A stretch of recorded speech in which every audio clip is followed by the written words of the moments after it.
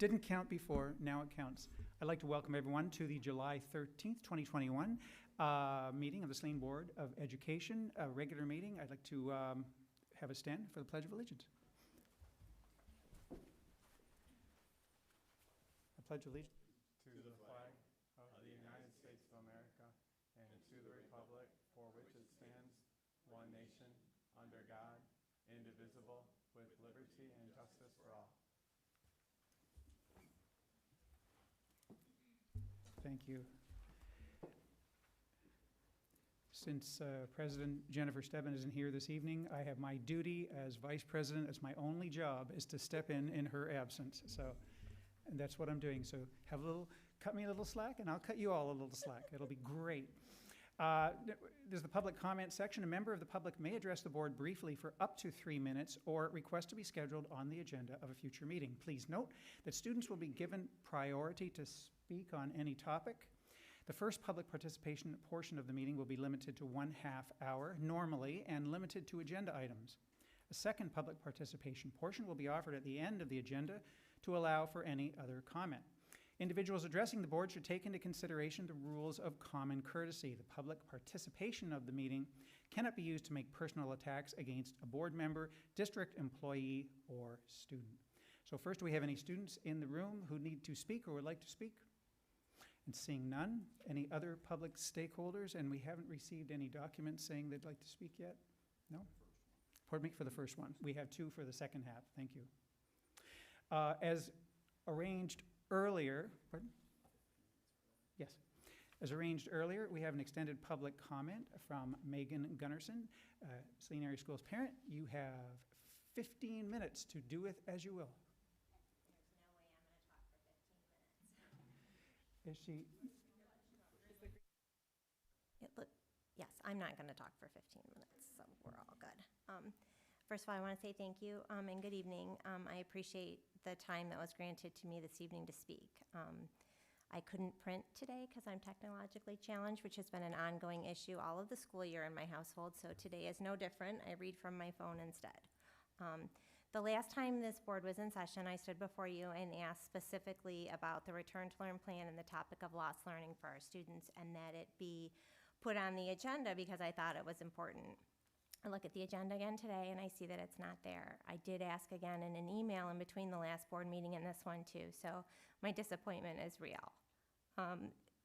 During this global pandemic and beyond, the Saline Area School Board agendas repeatedly and in a serial fashion addressed loss of learning and the Return to Learn plan and the fluidity of it as numbers spiked and we got nervous and then we sent the kids home and we went back and forth to hybrid and to virtual and then eventually made it back to school. But it was an ongoing agenda item, and it's very disappointing that under the new administration that it has not continued to be so.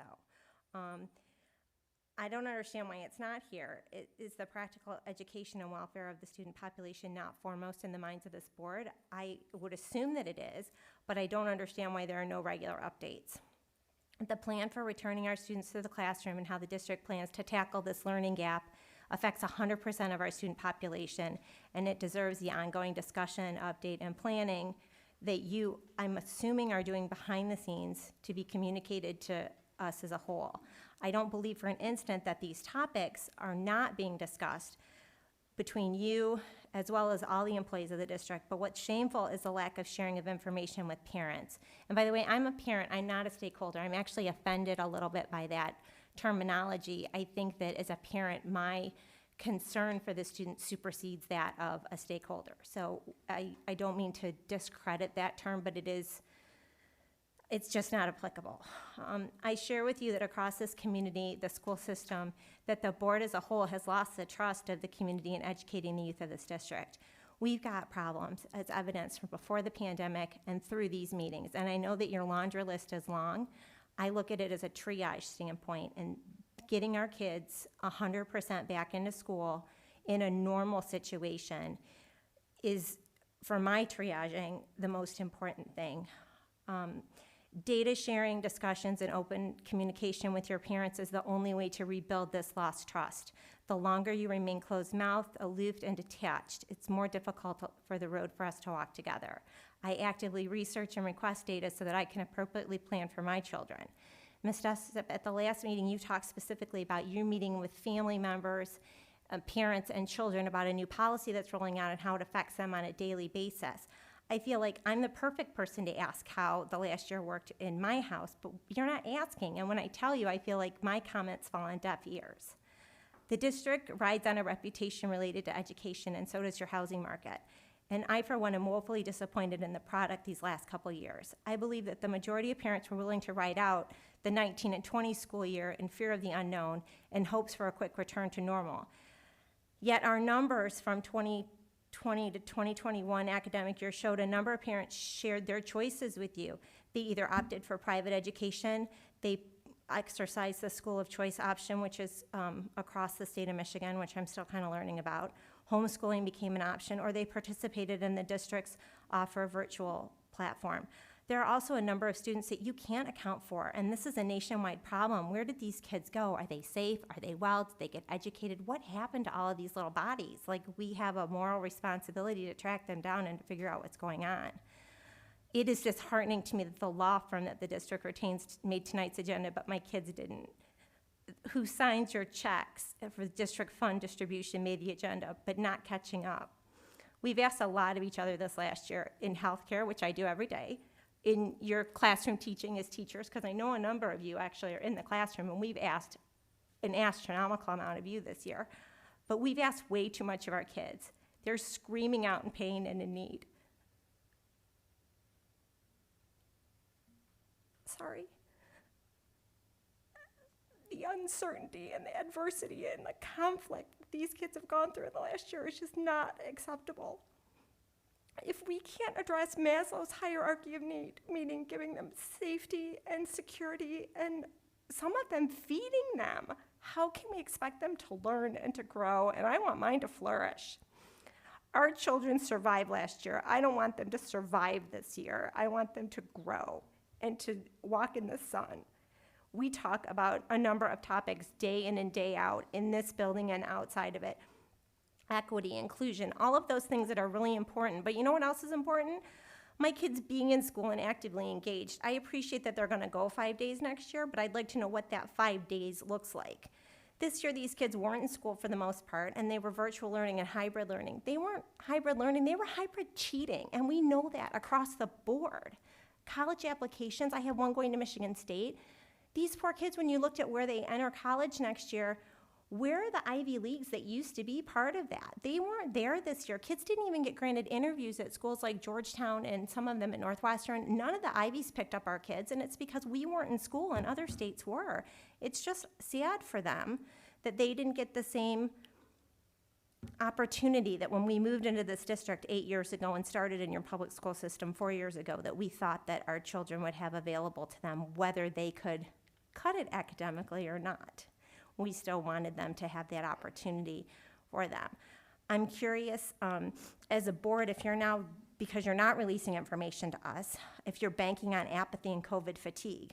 To my knowledge, there hasn't been a single town meeting or a town hall to discuss specifically return to learn or this 18-month learning gap, and I get that 18-month from the NWA scores. We were out of school 16 months, but the gap is 18 months or better, so that's concerning to me. Why not? Why aren't we having town halls to discuss this? Or why didn't we? Now we're in the race of the last 6 weeks. It seems like it's totally beyond the scope of ability at this moment. These kids deserve better than you're providing. And I have to say that this week I was really angry. I haven't been angry till this week to receive an email regarding my plans with the July 30th deadline, but you're not discussing data with me, so how can you ask me to give you my choice when I can't formulate a plan because I don't have any data and information? And the last thing I'm going to say to you is words have meaning. Recommendations are not requirements. My son asked me if I was an activist this week, and I told him no, I was an advocate for him and his education, and we looked up those words for definition. I want to know that if you're getting a choice regarding recommendations regarding return to learn, that you're passing that choice on to me as a parent. I deserve the same accommodation of a recommendation that you have the gray area to walk as well. You have many different parents in this district, and I totally understand that, but parents have choices, and I feel as though at times that you view my child as a dollar amount for federal and state funding That's immoral to me, and I'm not on board with that viewpoint. My kids are my most precious possession, and I need your support, not the strife that's currently going on. And I'm not gonna be okay with it until you at least release your plan. And having this topic on your August Board of Education meeting it was unfair, and I feel like it was kind of a smarmy or a shady thing to do. Thank you.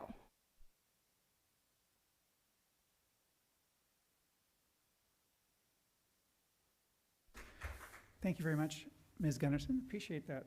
We're going to move on to the revision / approval of the agenda. Items can be added or deleted from the agenda, and any or the order can be changed at the request of an individual board member or the superintendent. And if I hearing no changes, then we need to have a recommended motion to approve the agenda as printed, revised.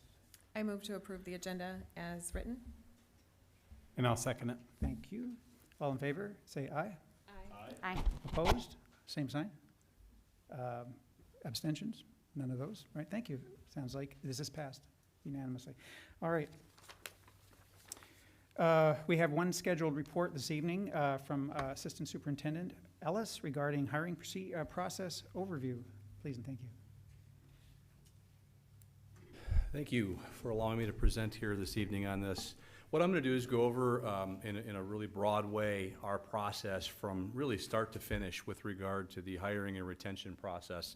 And I'm going to do it in a way that addresses all of the hiring we do. I think at times we have a laser-like focus on some of the high-profile positions. I know that the scrutiny when the Board of Education hired Superintendent Lotch far exceeded that of perhaps a bus driver. And so I'm going to note those differences in this process. But I'm going to begin by sharing with you some information that I'd shared with you previously. This is our certified staff 6-year retention rate. I think that, and I've shared this with the board in previous years, I think there was a time where somebody went to work in a school district and you could widely assume that they were going to be there for the next 25 to 30 years. And those days, I don't know, are with us anymore. And it's not specific to Saline, and it's not specific to anything we do or don't do. I think it has a lot to do with the climate in K-12 education today, and it has a lot to do with the kinds of students that are coming out of college. But as you look at our 6-year certified staff retention rate, we're at about 74.33%. Obviously, last year was a challenging year for us, and I am really happy to tell you that all of our certified staff chose to return next year, or at least thus far have. We're not through the summer yet, but all have chosen to return. I also like to share with you these personnel transactions, and these are the different things that happen out of the Human Resources Office. And so we have internal change of assignments or transfers. 39 of those were executed this year. Leaves of absence, we had 5 of those, and I can tell you that in the first 9 years I was in the district, we approved 0 leaves of absence, and we've approved 5 in the last year. We approved another one here just the other day. I think the climate is just such that it's a good move for us to do that, and I know that the employees who have asked for that have really appreciated that, and we've been able to fill those vacancies. New hires, 71 transactions, and separations, 93 transactions. And I just want you to note that when I say a transaction, there's a lot more to hiring an employee or separating an employee than just issuing them a letter. There are about 15 different processes that go into each of those. And so I know from time to time when I first got into human resources, people would say, what do you do? And it was hard for me to articulate it at times. This is a big part of what we do, and it really does kind of consume what we're all about. In terms of our process, we have these 6 different elements that we really focus on. And the first one's recruitment. The second one is a job description. We talk about the job posting. We look at the interview process, selection, and then the last part, and I'll highlight this a little bit at the end, is this ongoing support and mentoring and training component. Our job isn't to fill positions. Our job is to create successful employees for the district. And that process doesn't stop as soon as we make that hire. In terms of recruitment, I want to emphasize the importance of this. This is an ongoing process. We don't begin the recruitment for positions when we have a vacancy. One of the things that I'm really proud of in this district is that we take the time, and I say we meaning Superintendent Lotch, Assistant Superintendent Owsley, Director of Communications Brittenell. When people express interest in Saline area schools to us, we make the time to meet with them regardless of whether we have a vacancy or not. And a lot of times, some of the people that we meet during those processes or during those really informal meetings end up not having an interest in us, which is fine, but often they do. And so we have some interest and some information on people well ahead of the process starting. The other thing that I really want to point out is that recruitment is a collective responsibility. All of us have a role to play, and I say us meaning not just the Board of Education and my department, but candidly, all the parents that are here as well. The things that we say about our district have a tremendous impact on the desirability of our district for people to come here. And I think it's important that everybody knows that. As far as specific strategies, they really vary widely by the positions. Obviously, I highlighted the superintendent position. We actually had a search firm help us out in that process. That's the only position in the district that occurs with. When we look at administrative and certified staff, those are college and university channels, fairly traditional. Again, a lot of interaction.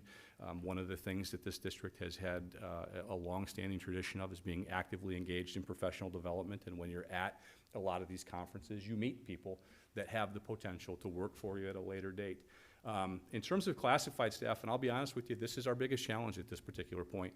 The people who are working in food service and driving buses and buildings and grounds, those folks are integral to us being able to operate as a school district and to operationalize, which was a word we used a lot this year, our ability to be in school. And so we've really kind of changed, I think, in the last 4 or 5 years here. We do probably more recruiting on Indeed and on social media than we do via our own job sites. We have a job posting for all these, but those social media sites have really become integral, and we've started to, and if anybody picked up food today, you would have had a postcard in the food packet that we gave you that had information on a job fair that we're gonna have coming up a week from tomorrow.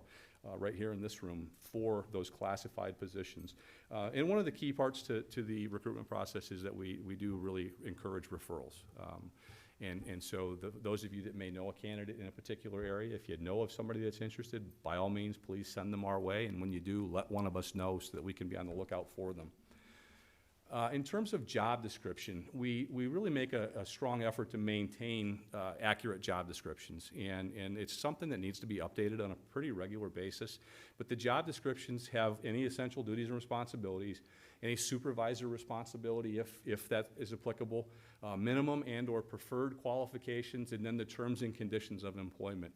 When I talk about updating these, if you were to have looked at our job postings 2-3 years ago and compare them to the language that we have today, we have a lot more language today in terms of talking about our desire to have a more diverse workforce, to have a workforce that has a diverse background and diverse experiences. We have given competitive preference in the job postings to folks that have certain trainings that we feel are important to what we're trying to do as a school district. And so those job descriptions are updated on a very, very regular basis throughout the district. Once we know we have a vacancy, we post our positions on a job posting website. The service that we utilize actually sends messages out to our staff. So not only does our staff know about it, those that are subscribing to that, there's a button on there that any individual can sign up to get job alerts for. So if I'm a prospective teacher, for example, and I'm really interested in Saline, I can sign up to get job alerts, and it will actually send me a message as soon as we post a position.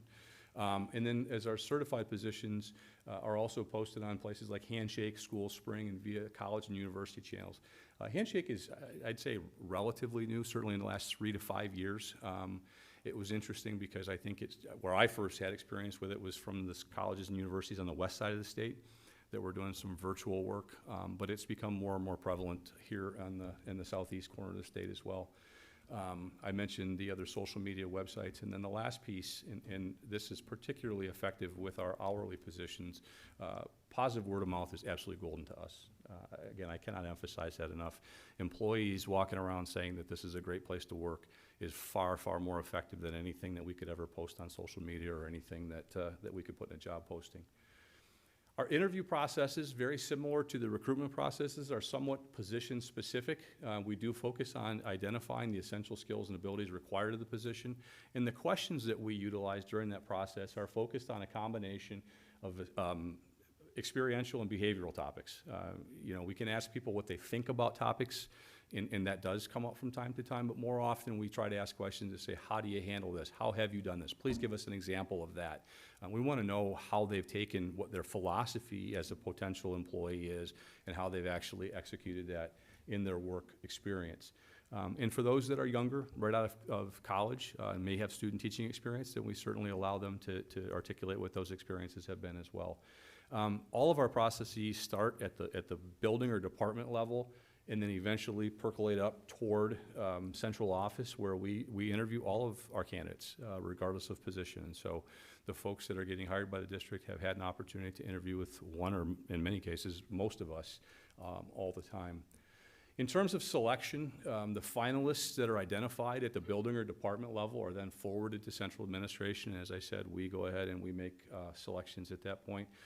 As you have articulated as a Board of Education, you hire one employee every how often? Yeah, hopefully not for a long time. But about 10 years I heard was that we're looking for out of this. But you hire one employee, and then Dr. Lotch is the person that makes the final decisions on all of the other employment decisions that we have. And that's how we've handled that. I truly believe, and I think that our instructional design team supports this as well, that the ongoing support, mentoring, and training that we provide to our employees is the most essential part of this process. It is really, really rare that we find a candidate that is just an absolute home run and meets every bullet point that we had listed in our job posting or in our desired list of qualities. More often than not, you have people that may have the qualities that you're looking for, but without the experience. And so that ability to provide mentorship and training to people is really, really important. As I said, the goal is to end with a really productive employee. It doesn't stop for us when that employee is hired. We have mentoring programs that exist for all classifications of employees, and it starts with a new employee orientation day. We have a new teacher cohort every year, and then we do these group meetings with people that have been going on for a long time. My first year here, Dr. Lotch and I, our new teacher cohort that year was 2 people. I can tell you, it was a school psychologist and a strings teacher, an orchestra teacher. And our highest number, we've had as many as 35 in that new teacher cohort. And I think our folks have really given us great feedback on how to make that more meaningful to them. And so that's really our process in a nutshell from kind of start to finish, and I would certainly be happy to answer any questions that you might have. Yes? I know you're prepared for this. I believe I brought this up last year with the DEI plan that was released from 2020 to 2023. One of the objectives is recruitment, hiring, development, and retention. And so I know there's like specific outcomes and goals with that. So I'm just curious, what kind of things have you worked on, or that you will be working on in HR? Sure. Beginning with kind of that recruitment and the job posting component, it's actually kind of interesting because she's on the Board of Education now, but one of the first people that I reached out to when that process began, after getting that feedback from the DEI committee, was Candace Jones. And in her role as a professional, we asked her to take a look at the language that was on our website as well as the language that was in our job postings, and she provided a lot of very meaningful suggestions. And I can tell you from specific experience that candidates have expressed that language was the reason they did apply. And so that's been important. I think if you look at some of the hires that we've had in the last year or so, particularly at the administrative level, you can see that the fruits of some of that labor have begun to really take root.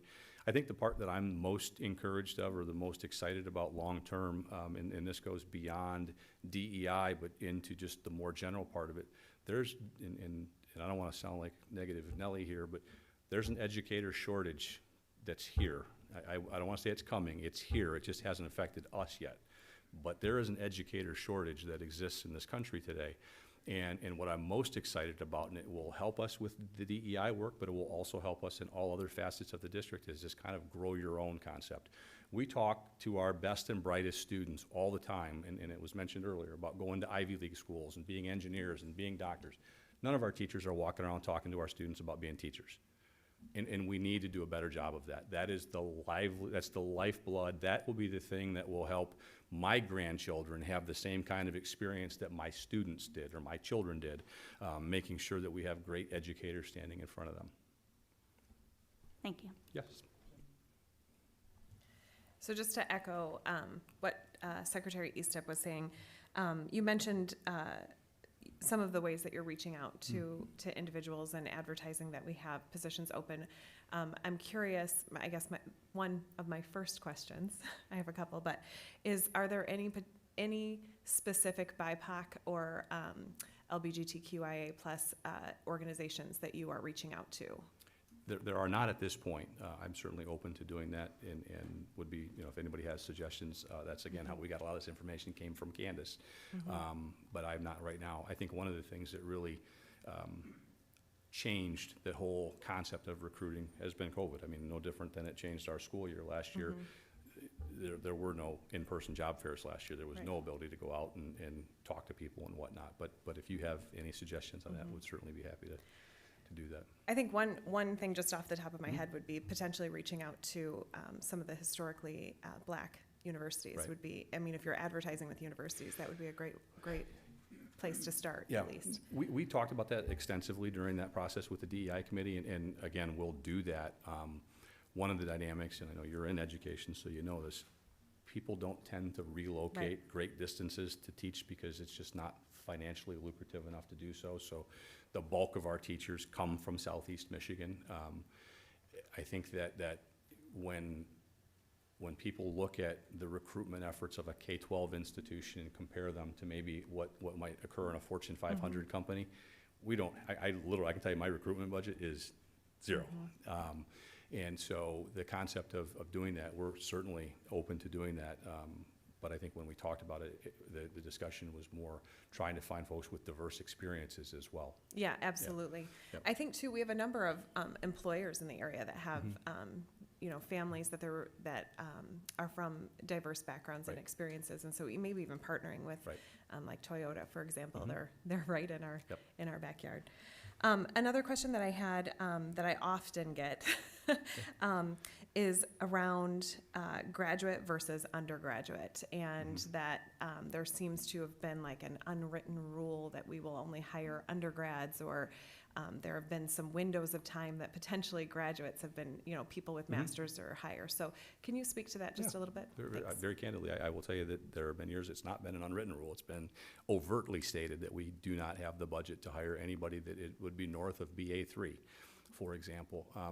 Without going into this long tangent upon school finance and kind of how school budgets are structured, the whole concept of salary schedules with steps, it's designed that when somebody resigns at the top, they get replaced with somebody that's at the lower end. If everybody's at the top, the need for a scale is no longer there, and from a budget standpoint, you really can't sustain that. But we have done that. I'll be very, very candid with you, and we've been overt in the years that we've done that. What I tell people now is that we make market-driven decisions, and the market dictates the decisions that we make. And so there are some positions where the folks that are applying are sparse, and it's very difficult for us to find quality candidates in those situations. We do have to pay up, and I can tell you that the highest we've paid since I've been here, we hired somebody on the second master scale at step 7, and we have done that. Some of the specialists, the psychologists and social workers, you have to have a master's, so we don't have any wiggle room with that. On the opposite end of the spectrum, right now, and this is all subject to change, and this goes back to the market-driven decision component, right now when we hire generally the K-6 elementary folks, we'll have 300 applicants, and we know we can find quality people.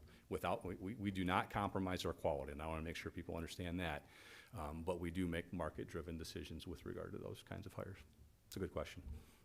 So then the last thing that I'll say is just to echo what you said about word of mouth and the professional development pieces, those two pieces that you spoke to.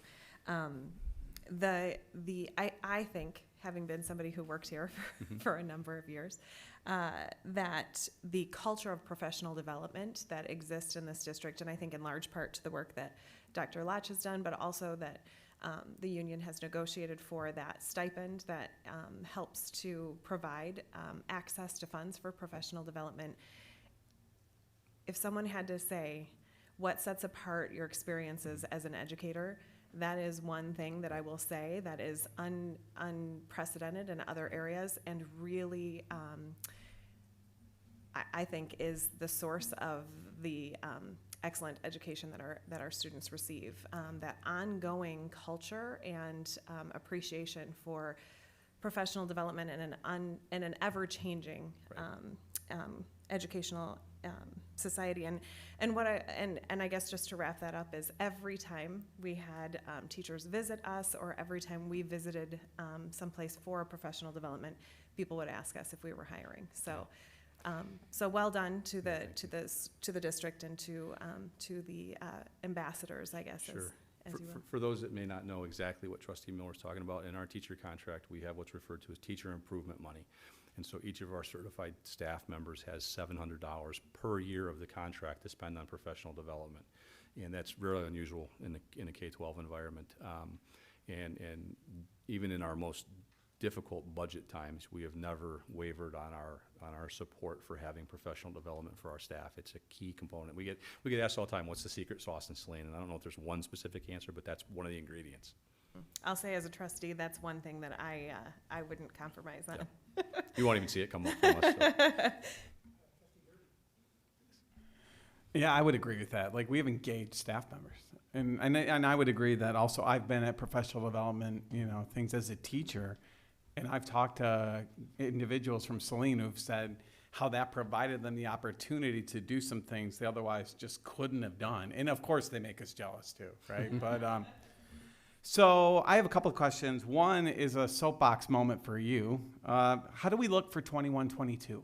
And I guess the soapbox moment is there anything specific that we should be like, hey, we're targeting this or that?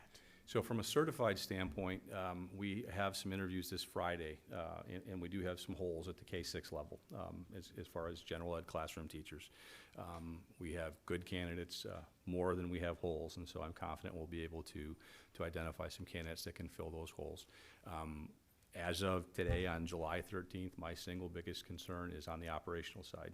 We have, as of today, 10 food service vacancies, probably 10 paraeducator vacancies, probably 5 bus driver vacancies, probably 5 custodial vacancies. And so those things are really important to us, being able to deliver. None of the stuff in the classroom happens without those things. It's really, really important that we get those filled. So we do have a job fair scheduled for next Wednesday. That job fair will be structured a little differently than what our normal process looks like. People will have the ability to come in and have one-on-one meetings with the directors or supervisors of those departments, and if all the stars align and the directors are happy, we'll be able to extend job offers that day to some of those people. We did it early enough in the summer that if it doesn't work, we'll do another one in August. And so that's where my concern lies right now, is on that operational side. You said that's next Wednesday. Yes. Yep. Correct. Yep. Thank you. Kurt, Yes. continuing with the idea of how much we spend on professional development, which is great. We really do invest in our educators. And then looking at what you showed, our certified 6-year retention rate of about 74%. Mm-hmm. How does that compare with the peers? Because every good teacher that we've invested a lot in that we lose, that's money. It's not just a loss of that teacher, but it's loss of a lot of money we've invested in them. No question. How does that compare to the peers? It's a little higher than our peer districts, and I think would be higher yet were it not for our location. If you look at our marketing materials, if you look at our job postings website, we do talk about where we're located. This is a very desirable spot. Being as close to 2 major universities as we are is a real draw. By the same token, I can tell you of that number of folks that have left, I can tell you at least 5 of them are spouses of people who went to med school, and when they finished, the spouse moved on and they moved with. And so we didn't lose those people because the job or the district weren't desirable. We lost them because the spouse had moved on. And so our location is a little bit of a double-edged sword from that standpoint. The other part that happens, and Trustee Miller would be an example of this, when folks go through that professional development, other opportunities open up for them. And I think that's just kind of part, it's happened at the administrative level too. high school principal is now superintendent, our middle school principal is now superintendent, our high school principal, 2 before that, was a superintendent. So we're kind of like the Miami of Ohio of the K-12 setting. Sorry, that's an athletic reference. I apologize. The cradle of coaches. That's not Yes. a bad place to be. No, though. no, I get it. Yeah. I do have one quick question. Were you finished, Trustee Valenti? As you know, about 250 students a year go through my program Right. and end up looking for jobs as first-year teachers. So back to mentorship and training. Do you do anything special here in that induction year for brand-new, fresh, and you know who they are, fresh teachers, no experience before? Could you just talk a little bit about anything special that happens Sure. with them? It's multifaceted. Sure. It starts with the new employee orientation, and that day begins, and it's really evolved over the last 10 years. But it starts with all new employees, not just certified staff, but all new employees coming together to basically learn a little bit about the district and about the community. These are community schools, and the community is an important part of what we do, so we help them understand that a little bit. We then, in the afternoon, do separate certified staff from our classified staff, and the certified staff right then begins meeting with our instructional design team, and they start talking about pedagogy and how they can become better teachers, how they can be more effective in our environment. We tell people right up front when we're interviewing, this is the kind of community, you're gonna get emails from parents at 10 o'clock at night, and the parent expects that you're gonna answer them at 10 o'clock at night. And that, we embrace that. It is who we are, and this is the kind of community that we want to be successful in. But that new employee orientation then kind of separates on the end of that day. That whole cohort of new certified staff continues to work with the instructional designers multiple times throughout the year. They each get an individual mentor who may or may not be in the grade level or department. We really are pretty selective about the people that we allow to be mentors to our new teachers. And that's one-on-one, and that's where it really differentiates between what your needs are versus maybe what Trustee Miller's are. She's a veteran teacher that's new to the district. Her needs might be very, very different than somebody that's a first-year teacher right out of college. And then we kind of circle back at the end of the year. Dr. Lotch, myself, he may have a different group because he's got a different role now, but we would circle back at the end of the year and bring them back together as a group and get additional feedback. And those who need a mentor for a second year are provided that as well. The other thing that we do, and I go back to that second slide where we talk about transitions, if people are involuntarily transferred, which happens very, very rarely here, but if people are involuntarily transferred, we provide them a mentor when they're in that new grade level or new curricular area as well. I appreciate that. I also feel quite strongly for those teachers who started this year. No question. And what a joy. I'm sure they're really looking forward to seeing those faces. No question. Seeing their students in 3 dimensions. Right, right. Well, thank you very much. Is there Thank you. any other questions? Oh, go ahead. So with this document pulled up, it's perfect because I had a question about the 2020, 2021 data. If that's something that you'll be sharing with us soon, or? In terms of the retention and whatnot? Yeah, Or- like this information. Absolutely. What I've typically done is done another report in the fall. Okay. That's a little bit more summative in nature, and we did a whole HR annual report a couple years ago that we presented, and I intend to do that again this year. Okay. It was a little more difficult last year, but. Yeah. And then, I don't know if Steve was gonna mention this, but, probably, I don't know. So I just wanted to I guess point out that, in the agenda, this is just for, I guess, our constituents to understand, with our board packet, we, receive and file human resource reports that Kurt and his team presents to us about monthly or Every board meeting. Yep. Okay, cool. Yep. And so that's good information as far as who's retired or left us, and then new hires as well. So yeah, that's helpful information for the board, and I don't think we typically ask detailed questions during meetings, but just knowing that we approve that through that process. Yep. So.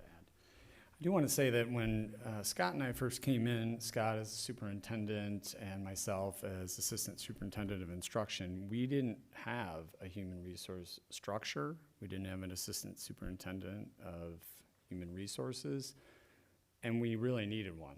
Scott and I kind of muddled through it for the first couple of years, and we did the best we could with it, but didn't do as good a job as we certainly could have.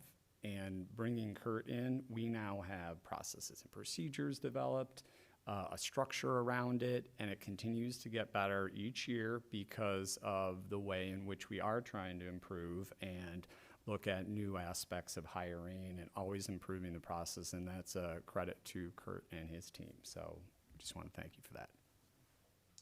Thank you very much.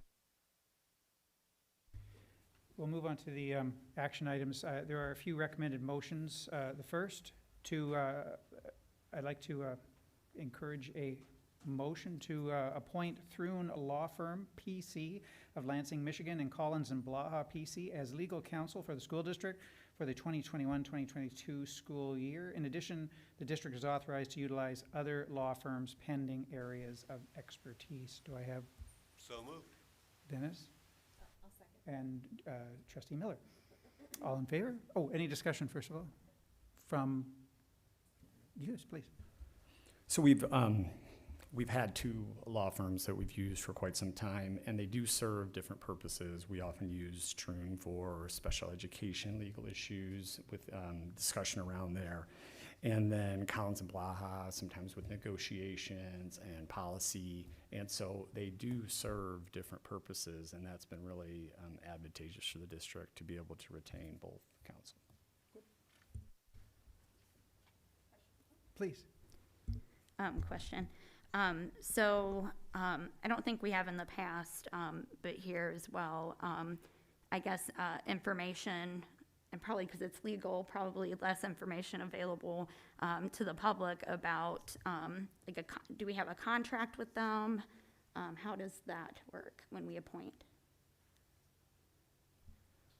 Yeah, I would refer more to Kurt on how we set this up, so you can talk a little bit about that. All right, thank you.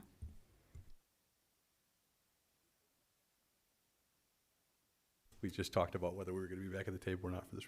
We generally don't execute contracts. We do have agreements in place, but there's no fees associated with it. We get paid, or we get billed by the hour for the services that we require or that we receive or request. I'm sorry.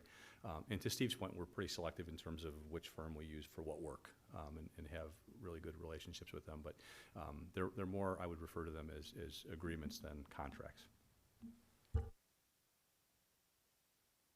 Are there any other questions? Well then, all in favor of this motion, say aye. Aye. Opposed, say no. And abstentions? None. Hearing none, unanimous approval. The next is a recommended motion to name the following banks or depositories for the various funds of Saline area schools in fiscal year 21-22. Bank of America, Comerica Bank, Michigan Liquid Asset Fund, and the Old National Bank. Did I miss Bank of Ann Arbor? Bank of Ann Arbor. I'll make it. I will make that motion. BG, Brad Gerby, Trustee Gerby, seconded, and Dennis Valenti, second. Any discussions, anything from Assistant Superintendent Owsley? No? Pretty pro forma at this point, so all in favor? Aye. Opposed? Hearing none, we'll call that accepted. The next one is a recommended motion. I'm looking for a motion to move to authorize Stephen Lotch, Superintendent, as the primary signer on all checks written by the district, with Miranda Owsley, Assistant Superintendent of Finance, as alternate on all accounts listed. And those are the following: Bank of Ann Arbor, 2021 bond checking account; Comerica, Catherine Steiner Burr Scholarship; Michigan Liquid Asset Fund, the 2021 bond investment account; Old National Bank, the general fund payroll; community education, recreation, CARES, food service, student activity, the EDGE, Flex Benefits, Maestro, 2016 BNS Debt Service, 2018 BNS Debt Service, 2021 BNS number 3 Debt Service, 2018 Refunding Debt Service, Sinking Fund, Paul Handy Scholarship, Tim Corrali Memorial Fund, Horticultural Award, Jeremy Tarlia Scholarship Fund, Randy Hoffman Fund, Rachel Townsend Fund, and the Dora May Mayer Memorial Scholarship. Do we have anyone to make that motion? I'll make that motion. Trustee Support. Miller and Secretary Eastep, was it? All in favor? Oh, any discussion on Yeah, this, I'd any like comments? to just speak on this from the standpoint of, when you look at the number of line items here, and within each of these, like the general fund, you're looking at hundreds of line items supporting that. You can see that this is very complicated in terms of, moving finances around, and Miranda and her team have really come in and done a terrific job over these last several years in really bringing more processes and procedures. I mentioned it about Kurt and the HR team. Miranda's team doing the same thing, where we're really developing better processes on dealing with hundreds of different accounts on a daily basis. And so it's very complicated, and her and her team have done a great job.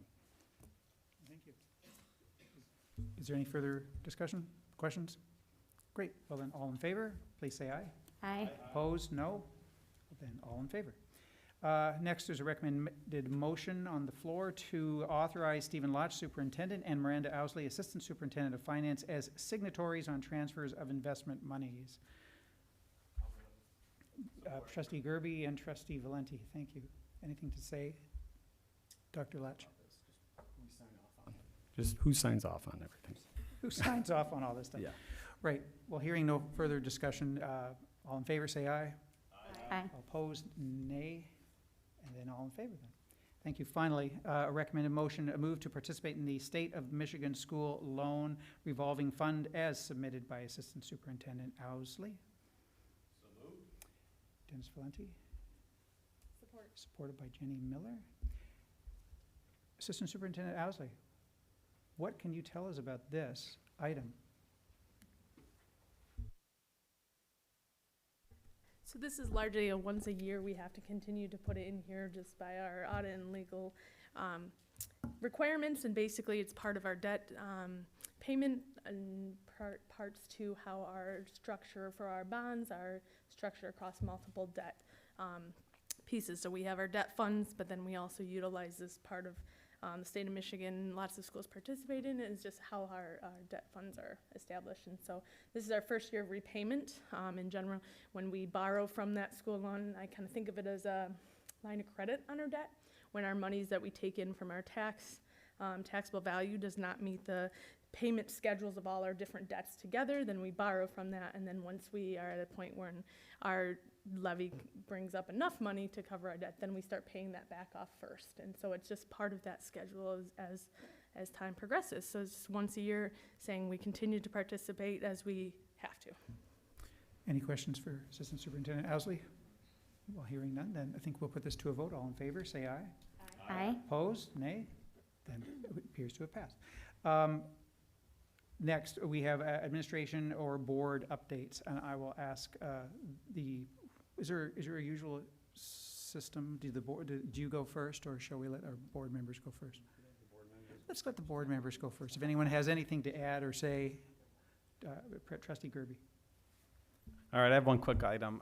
This year, the details are still being finalized, but this year I'm hearing about Stuff the Bus coming in August, and I myself am going to put a box outside. I think one of my topic or my object is dry erasers and dry erase markers and erasers. But Stuff the Bus is going to be coming. I think it's in August, and they're going to be rolling out with social media and those types of things. But I just kind of wanted to put it on the forefront of people's minds that a month from now we're going to be doing that. We're going to be getting roaring and ready to go to school and all that kind of thing. And so Stuff the Bus, be on the lookout. Thank you very much. Anything from you, Trustee Valenti? The only thing I had is I listened in on a MASB website on the budget, which I think the biggest takeaway for me is how long will these be sustainable? That is, we see some significant increases in our per pupil funding and some additional funding, but are they sustainable? That's the biggest thing I worry about and I keep looking at that, and hopefully, yes. I mean, that's all we, some of it we can plan on. Hopefully, we are able to hold on to that per pupil funding, but it's a pretty significant increase. Can we sustain it? There are other federal dollars that we're not going to be able to sustain it. We're not going to get that year after year. So, but things are looking good. I was listening into that Views from Capitol Hill as well, and that's, it was exciting. We'll be getting a full reporting, right, from the Finance Committee soon on the whatever windfall we may get in this district. Great. Secretary Eastep, did you have anything to add? Yes, so I don't think there's been too many committee meetings that we've had over the past couple of weeks. I know there's a couple of scheduled. I just wanted to give a reminder about the policy committee meeting, which is July 27th, here at 5 p.m. There's a request has been put in to have an opportunity to talk about the transgender student policy in more detail. Hopefully having, most of that policy drafted, we can, give you context before reviewing and educating on that before our first reading. So that request has been put in, so we'll see. Thank you. Trustee Miller? So just as we encouraged the teachers in Saline to take a break this summer, I've also been kind of taking a little bit of a break, I guess professionally. Typically in the summer, I'm working and doing professional development the whole summer, but this week I am participating in the Institute for Equity, the Institute for Racial Equity and Literacy. It's a virtual institute, and one of the organizers is author Sonia Cherry Paul. So I've been learning a lot and have some resources that I can share with our DEI team. So that's been really exciting. And then, Betty just signed me up for a CBA class. So I'm going to be working on getting through my 100 levels. For those of you who don't know, CBA are courses that are set up through the Michigan Association for School Boards, and each course has a specific area, and the course that I'm taking next is policy. This will be my 5th one since elected in January. So the nice thing is that some of there have been some good things that have come out of COVID. So the nice thing that has come out of COVID with some of these CBA 100s is that they are now done in modules. You have the option to take them virtually or in person, and so I'll be completing my 2nd online module, so I can complete that at my own pace. So they started with just one, finance, and I did that one, and now moving into policy. And I told Betty, I'll be coming back for more, but I'm going to take off one at a time instead of signing up for a bulk. I don't want to take off more than I can chew. So those are a few things that I'm doing that I think will help support my role as a trustee. Fantastic. I'll just wrap up before we give it over to Superintendent Lotch. Where's Zach back there? I spent yesterday afternoon with the Liberty Club.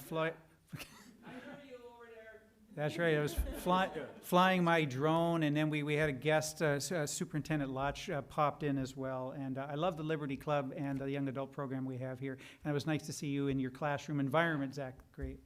Anyway, and they're always looking for guest speakers too. So anyone who's interested and has something to share, Jackie Macy is the teacher. Reach out to her. All right, Superintendent Lodge. Well, thank you. So I do have a number of updates tonight. We're going to start with critical race theory. I've been getting a lot of questions about that from community members, and we're seeing it in the news and the media, and I did want to address it, that critical race theory isn't some sort of separate curriculum that we teach in the Saline area schools. We're not teaching critical race theory in Saline. What we are doing is focusing on diversity, equity, and inclusion and culturally responsive teaching so that all our students feel part of our schools and our curriculum. Reading books from different perspectives and different diverse authors' points of view, and listening to our students and families so that they know that their voices are heard. I also do want to provide a return to fall update. that we are working on our plan to spell out exactly what it will look like when we return to school this fall, beginning on August 30th. What do we know right now? We're planning on 5 days a week of in-person instruction for the vast majority of our students. We are gathering survey information for the 400-plus elementary age students, those under 12, who ended the year in remote instruction and all virtual, to find out who is interested in starting the year with a virtual option until a vaccine is available. What are we doing next? We're meeting with county superintendents on 2 different occasions in July to discuss protocols and safety procedures related to starting school in the fall. Meeting with the Washtenaw County Health Department near the end of July to review quarantining data from this past year and to get guidance on the beginning of this upcoming school year. Having ongoing discussions with District Nurse Karen Hervey to determine the best possible options for beginning the school year. Current optimism is centered around our successful spring school operations in spite of moving through the pandemic with high COVID transmission in Washtenaw County. Further, we currently have a very low COVID transmission rate in Washtenaw County. Current concerns center around bringing back a lot of students in the fall, include increasing the density of students in our buildings, not being able to provide a lot of social distancing, and not having many of our programs occurring outside like they are in the summer. Further, we know that our under 12 population of students have not had the opportunity to be vaccinated yet for those who want to be vaccinated and are medically able to be vaccinated. We are also watching the Delta variant. At the August 10th Board of Education meeting, we will have a more detailed plan as to how we will start the next school year in relation to COVID protocols, learning plan, and so forth. I also wanted to announce about our curriculum and instruction department redesign. At the last Board of Education meeting, I announced that we were redesigning the curriculum and instruction department in order to expand the instructional team to best develop and implement systems of support to help teachers and students successfully fulfill the district's vision. The staffing redesign piece is now complete, and I'd like to announce what it looks like. The SES teaching and learning team consists of myself as superintendent and instructional leader, Kara Davis, the teaching and learning team lead, Shannon Washington, our culturally responsive consultant, Kelly Woodman, an instructional designer and Heritage Media Center specialist, Jen Nelson, an instructional designer and literacy coach, Molly Garcia, our director of student services, Monica Ellis, our assistant director of student services, Katie O'Keefe, our EL teacher and EL coordinator, Caroline Stout, our MTSS district coordinator, Sherry Soonen, our district liaison for intensifying instruction, Robin Schmidt, our technology liaison for curriculum and instruction, Meg Phillips with Project Lead the Way support. And it's my strong belief that the reorganization of the curriculum and instruction department will provide us with a better opportunity to build on the momentum that we have been gaining and further accelerate culturally responsive instruction. It's also important to note that the teaching and learning team includes many different positions: instructional design, intervention, special education, EL services, and so on. And this is because we want to better serve the whole child. We don't look at our systems of support in silos. We are one complex teaching and learning team that works together to best support our students. And I want to end tonight with a positive note on some great accomplishments of our students. In Skills USA, we had a great showing from our Southwest Washtenaw Consortium students. We represented Michigan well with 6 of our competitors finishing in the top 8 in the nation in their respective competitions. Carter Harris is our first national champion in technical drafting. Ben Wild had our strongest finish in architectural drafting, placing 7th in the nation. The team of Jack Nowicki, Parker Thomas, and Thomas Walsh completed in automated manufacturing technology and finished 7th as well. Caleb Rogers of Lincoln finished 8th in welding overall. And instructors Steve Vasiloff and Paul McCullough did a tremendous job in guiding all of these outstanding students throughout the course of this school year. Thank you. Well, thank you very much. We've reached the consent agenda. The following items are offered as part of the consent agenda. The motion noted will allow for the authorization of all of these listed items without discussion unless a member of the board requests that any or all be considered individually. So the motion on the floor, oh, we have some more, good, is to authorize the following items as part of the consent agenda. A, the approval of the Board of Education regular meeting minutes of June 22nd, 2021. The approval of the Board of Education budget hearing minutes of June 22nd, 2021. C, the approval of payment of the general fund accounts payable of July 13th in the amount of $3,203,486.23. D, the approval of payment of the Bond Series 3 account payable of July 13th in the amount of $81,918.07. And finally, to receive and file the Human Resources Report. Do I have someone? Trustee Valenti, are you moving? I was doing it with your eyes, with your mind. Well, I guess I'll support. Secretary Eastep, without discussion, so all in favor, say aye. Aye. Opposed? Then it is passed. Thank you. Finally, items on the next agenda will be the Continue to Learn plan for the 2021-22 school year. And finally, we have a public comment. Members of the public may address the school board briefly for up to 3 minutes, or request to be scheduled on the agenda of a future meeting. And I have a few. Oh, they're all stacked up here. I can call you up, or you can scramble to the front. No, that wouldn't work very well, would it? I'd ask Sarah Daniels to come forward, please. Thanks. Secretary Eastep will time your 3 minutes and hold up the red card, or the yellow card when you have 30 seconds left, and the red card when she'd like you to. We can't cut your mic, and we won't do that, but, you know. When, no. I'm here today as a resident of Centennial Park to address the walk zones established in August 2020 as the district responded to COVID-19 and that are slated to continue next year. Many of the concerns I'm going to raise are not unique to my neighborhood, but I can only speak from my experience and that of my neighbors. In an unscientific poll of residents of Centennial Park and farms, there are at least 52 school-age kids affected by the walk zones, and this was only with 25 families responding to a survey sent out on Facebook. We know there are far more school-age children in the neighborhood. More than half of the families are very concerned about the safety of their children and about their ability to get their children to and from school in a timely manner each day if our neighborhood is considered a walk zone. The establishment of the walk zones creates significant safety issues. Quotes from my neighbors include, quote, weather conditions in Michigan make walking very difficult for K through 3rd graders. I cannot expect my 5 and 9-year-old to walk 20 minutes in below freezing temperatures, unattended, without crossing guards through a neighborhood that has parents cutting through it to get their kids to school on time. It is ridiculous to expect a 6th grader to walk in the dark at 7:15 in the morning in the winter to the high school to pick up their bus, with so many high schoolers zipping through our neighborhood. This goes against all of the safety training we have tried to teach our children. In the words of my own son, who could not be here tonight, for the middle schoolers, we have to get to and from the high school to get on and off our bus on cold, dark winter mornings. I either have to cross 2 large roads, or I have to walk across a cold, windy field. Not only that, there are other dangers, such as coyotes, teenage drivers, and the fact that there are no adults to help us if our personal safety is at risk, end quote. The second issue is the distance and burden placed on the kids. 1.5 miles is a far distance, and kids are expected to carry a lot of stuff with them to school, making their burden even heavier. Quote, the amount of time it takes an adult to walk 1.5 miles is not all the amount of time it takes a pre-K or kindergarten student to walk a mile.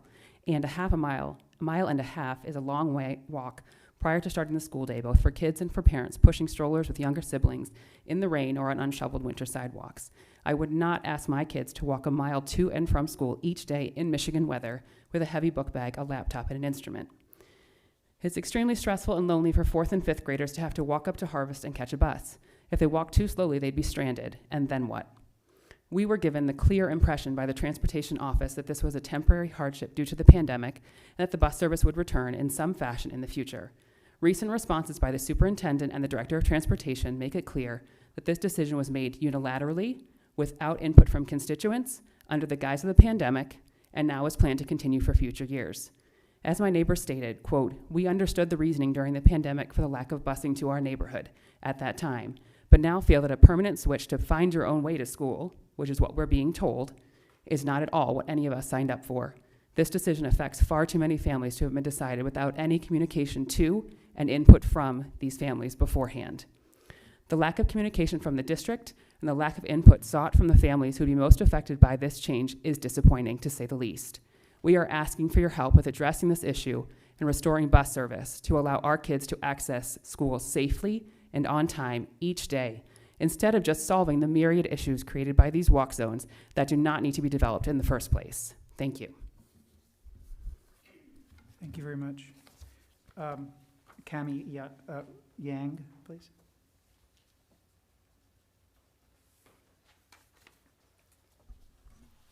Hello, I'm another resident of the Centennial Farms and Park neighborhood, and I'm a parent that has been in the Saline area schools for about 2 years. I have a child in middle school and Heritage. I first want to say thank you so much for all you have done during this very challenging year and all the work you have done to bring our children and have them come in person as much as possible. And I do understand all the hiring difficulties that you're facing, especially with the bus drivers and all the vacancies that are difficult to fill. But I do also have concern that this emergency measures, the emergency bus routes that were created during the pandemic are now being made permanent without any community input. We are certainly, Centennial Farms and Park is within the walk distance to Saline High School, but certainly my middle schooler and Heritage student is not within the walk zone for those schools. So currently they're gonna have to walk to either Harvest or Heritage to catch a bus to then go to their respective schools. And doing something simple like moving the bus stop half a mile to the very edge of our neighborhood would make it so much easier for all the parents in that neighborhood so that we could, as a community, as neighbors, make sure our children get onto the bus and get to where they need to go. Also, we have a recurring problem where we have teenage drivers coming to Saline High School. We often have people going way too fast throughout the neighborhood, and just knowing that our children are having to walk a mile, outside the neighborhood into the heart of where all these high schoolers are driving is very disconcerting for us as parents.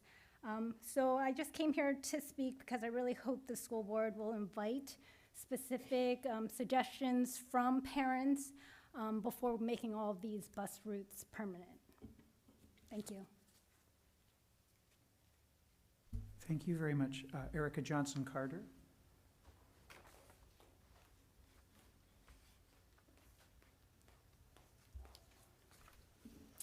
I'm just going to echo what Kami and Sarah had talked about. Obviously, safety for these walk zones are our top priority, but I do want to bring up a couple other things.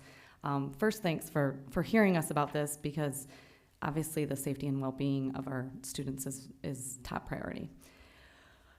I'd first like to touch on the lack of communication from the district. The walk zone was presented as a COVID precaution, which we all embraced. But as we dug into it, it appeared that it was a long-term plan to cut busing for many students. There was no discussion or input from families affected by these walk zones. As a district that prides itself in communication and collaboration, it seems that the results from stopping buses in some arbitrary neighborhoods was quite myopic. To provide clarity, I want to define a little bit about these walk zones. We embraced it during the pandemic. It was a different year for everyone. We live about a mile from Harvest. So my first grader, we would either walk or transport him to Harvest twice a day. What we didn't understand was that my fourth grader had to get to Heritage 4 miles away, but that meant either transporting her to Harvest or Heritage. It may seem simple, but fourth grade and first grade start at the exact same time. So our other option was to drop them off at their individual schools. So I can't be in the same place at once, nor can I be at my job when I need to be working starting at 8 a.m. Several other neighbors have echoed similar thoughts about the strain on working parents, and I just wanted to share a few of these quotes. Families have coordinated simultaneous pickup and drop-offs from multiple schools for multiple children, which is impossible for one parent to do, or have to rely on neighbors to ensure kids are picked up and dropped off on time, which has been a logistical nightmare. Most parents are returning to their offices in the next few months, which will make this untenable. My middle schooler is old enough and mature enough to be home alone, but due to the lack of busing, I had to leave work 75 minutes early each day to get my elementary school kids from Harvest. As a physician, I would have been able to see 3 more patients every school day if we had had bus service as we did in previous years. The impact on already strained families is significant. Busing eases the burden of families who have had children in different buildings. This year we have 4 kids in 4 different buildings and 2 working parents. Another neighbor wrote, car seat requirements make it difficult for parents to coordinate a replacement solution, not to mention the equity issues that families who predominantly speak non-English language at home would have in trying to coordinate with their neighbors. A final concern I'd like to bring up is to see if the district has adequate space and personnel to handle the influx of before and aftercare that this busing situation could create. Prior to COVID, aftercare had a wait list at Harvest. What is the plan to allow these families to have alternative if there are no busing options? We will need to find these alternatives with aftercare or something else. In the past, we've been able to hire a high school student to pick up the kids from the bus stop and watch them after school till we get home. But no busing would require parents to find suitable drivers to transport their children or rely on aftercare. I know you all know the Saline area schools' 4 C's are communication, collaboration, creativity, and critical thinking. I'm here asking the board and the administration to utilize these skills that we teach our students all the time. We need alternative solutions for kids to get to school via buses on time, safely, while supporting the families in this community and not adding extra burdens. I challenged the transportation department to reimagine these bus routes. In 2019, we had 4 buses that went through our neighborhood with 5 bus stops. We are not asking for those stops. 1 bus stop, as Kami said, half-mile closer so that we could ensure the safety of these kids. Thank you so much for your time. Thank you very much. Tim Carter. Are there others? I think you get the point. I don't need to kill this, but what I do want to reiterate is some of the comments that were mentioned tonight around weather and the impact that you're moving forward with. And one of the things is right now we can do activities outside for students under 12 that cannot be vaccinated now. And one of the comments that was made was evaluating how they do that in school. While recognizing that as walking zones does impact the safety of the children, due to winter, we obviously have policies around cold temperatures and when school will be canceled, outdoor activities being canceled due to weather. Those impacts play a role in getting the students in all elementary schools to gain access for the under 12-year-old students that cannot be vaccinated. We realize that the requirements are to have transportation within 1.5 miles. If you look at several of the zones around all of the elementary schools, some of the neighborhoods are arbitrarily drawn, and it is not within that 1.5 mile zone. So based on that is, we are led to believe that it's based on safety of students crossing, such as Michigan Avenue, things like that. But yet, when we talk about students driving to high school, we all know about the safety profiles with students driving to high school. That's one of the things we're asking you to evaluate for the safety of our children and your students. So our final request is this, could it be added, we're doing an evaluation of who is coming out of virtual and wanting to attend. What we found ironic around this is that the cancellation and a communication back to us was that the bus routes were already canceled due to needs for the future, and it was poorly ran. You heard the example of 5 buses running through the neighborhood. It's not that efficient. We recognize that. However, what we're asking for is to establish what is the demand for buses before we decide to cancel the bus routes. We haven't gotten that information, but yet a decision was already made and communicated to us.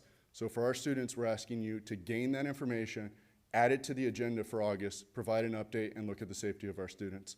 Thank you. Thank you very much. And I don't believe there are other comments this evening, so I want to thank everyone in the public who did speak this evening. The next meeting of the Board of Education will be held August 10th, 2021, 6:30 in this room. And I'd like to, I encourage any motion to adjourn tonight's meeting at 8:45, 7:45. I'll do it. I'll support. Trustee Gerby and Trustee Miller. I wonder if we need a discussion on this? Probably not. No, just all in favor, say aye. Aye. Aye. Opposed? No? Okay, so moved. So, thank you very much for everyone who came tonight. I appreciate that. Thank you so much.